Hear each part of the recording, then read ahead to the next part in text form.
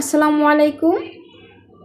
মুনতাজ মম lifestyle চ্যানেলে আপনাদের সবাইকে ওয়েলকাম করছি আমার নতুন একটি ভিডিও দেখার জন্য।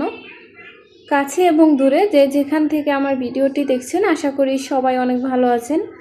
আমিও আলহামদুলিল্লাহ অনেক ভালো আছি। এই তো চলে আসলাম আপনাদের মাঝে নতুন একটি ব্লগ ভিডিও নিয়ে। আশা করি আমার আজকের ভিডিওটি আপনাদের কাছে অনেক ভালো লাগবে। ভালো লাগলে অবশ্যই ভিডিওতে একটি লাইক করে দিবেন এবং আমার চ্যানেলটিকে অবশ্যই সাবস্ক্রাইব করে আমার পাশে থাকবেন।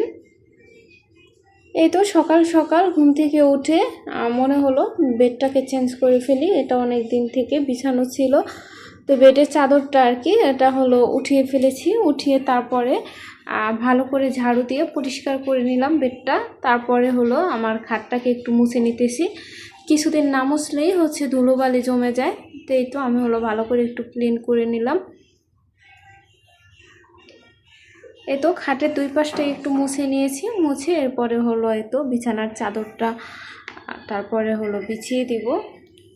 আমার চাদর ছিল অনেকগুলো, তো আমি এই তো কোরবানি ঈদে বাড়ি যাওয়ার সময় একই বিছানার চাদর বারবার দেখতে ভালো লাগতেছিল না, এই জন্য 3টা বিছানার চাদর, একটা নতুন আর হলো 2টো আমার বিছানো, এগুলো হচ্ছে নিয়ে গিয়েছিলাম বাড়িতে, শ্বশুর বাড়িতে। তো এরকমই ছিল, এরকমই নতুনই ছিল, তাও নিয়ে গিয়েছি। বিছাতে বিছাতে ভালো লাগতেছিল না। এখন আবার এই 2টো আছে, এগুলো পরপর বিছাতে বিছাতে আর দেখতে ভালো লাগতেছে না, তো আমার বাইরে যাওয়া হয় না আর কেনাও হয় না।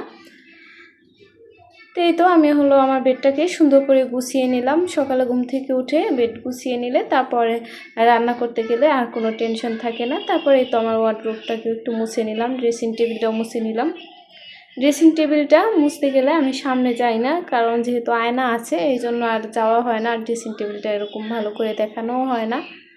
এরপরে এই তো রুমগুলো ভালো করে ঝাড়ু দিয়ে নিব।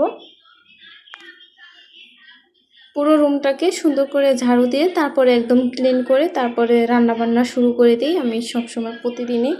কিন্তু এরকম আর থাকে না, আমার মেয়ে এরকম থাকতে দেয় না। যার ঘরে বাচ্চা আছে সে তো অবশ্যই বুঝে। বিছানাটাও এরকম থাকে না, একটু পরেই ও উঠে লাফালাফি শুরু করে দেয়। তাও এতটাও আবার বেশি এলোমেলো করে না, হালকা কিছু, মানে ও যেহেতু বসে চাদরগুলো একদম কুঁচকিয়ে যায়, আবার ঝাড় দিয়ে আবার সোজা করে ফেলি। এটা হলো যেহেতু এটা কালকের ভিডিও, কালকের আগের দিন আমার হাজব্যান্ড হচ্ছে এই তো রাতে আসার সময় শাক নিয়ে আসছিল। তো আমি চেষ্টা করি সবসময় শাক ও যখনই নিয়ে আসে তখনই কেটে ফেলার জন্য, তা না হলে কিন্তু এই শাকগুলো সকালে কেটে বেছে তারপরে ধুয়ে রান্না করতে অনেক সময় চলে যায়। তো আমি সবসময় চেষ্টা করি আমার হাজব্যান্ড যখন টিভি দেখে বা ফোন দেখে ওর পাশে বসেই আমি হলো শাকগুলো কেটে ফেলি। তারপরে সকালে আমি আর আমার হাজব্যান্ড নাস্তা করেছি, আমার মেয়ে ঘুমাইতেছিল। তো এই তো এটা হলো আমার, এই তো এটা হচ্ছে একদম শুরুর একটা ভিডিও। প্রথমে হলো ওকে নাস্তা করিয়েছি, তারপরে আমি আর কি বেডটা গুছিয়েছি। তো ভিডিওটা একটু আগে পরে দিয়ে দিলাম। তো আমার মেয়েকে হলো আমি নাস্তা খাইয়ে দিতেছিলাম। তো এই নাস্তাটা খাওয়ার পরেই আমি বেডটা গুছিয়েছি। তো এই তো বাহিরে তো বৃষ্টি পড়তেছে, আজকে 3 দিন তো টানা ভালোই বৃষ্টি পড়তেছে।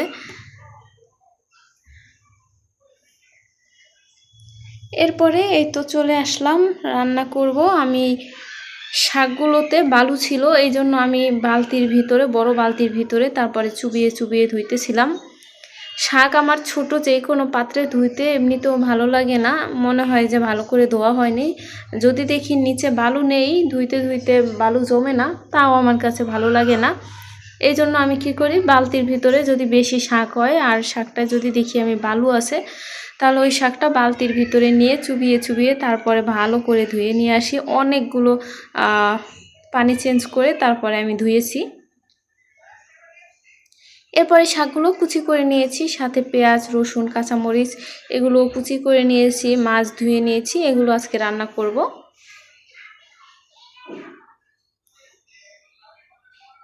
তো এই তো শাকটা আমি ভাপে দিয়ে দিলাম। শাকটাকে প্রথমে ভাপে দিয়ে তারপরে একটু সিদ্ধ করি, তারপরে আমি ভাজিটা করব।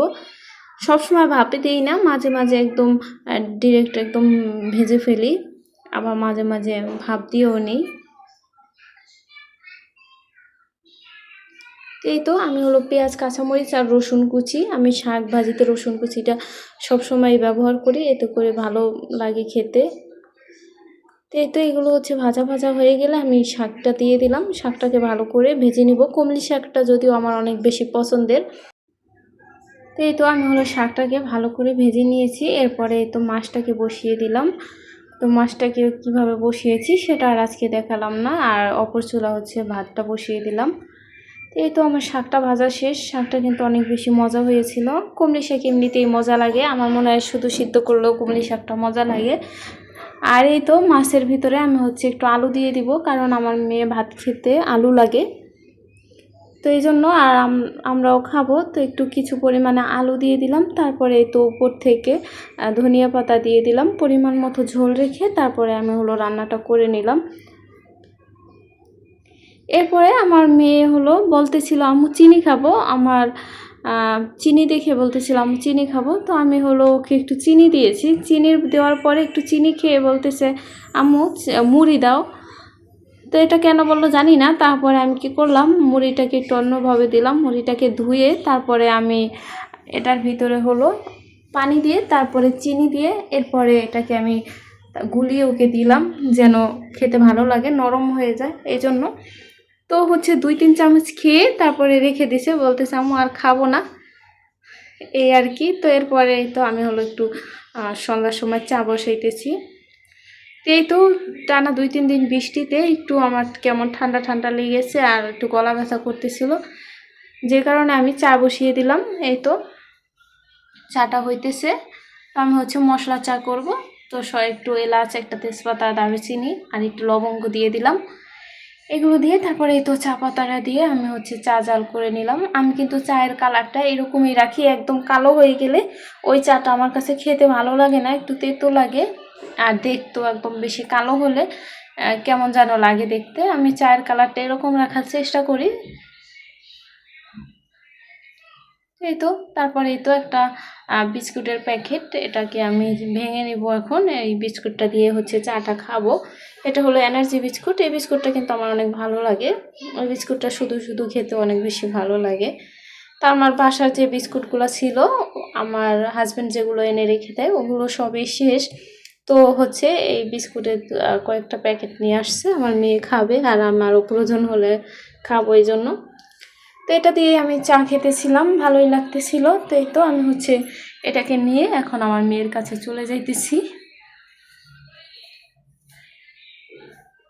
এরপরে এই তো আমরা দুজনে মিলে চা খেলাম। তো আজকের ভিডিওটা এই পর্যন্তই, সবাই ভালো থাকবেন, আল্লাহ হাফেজ।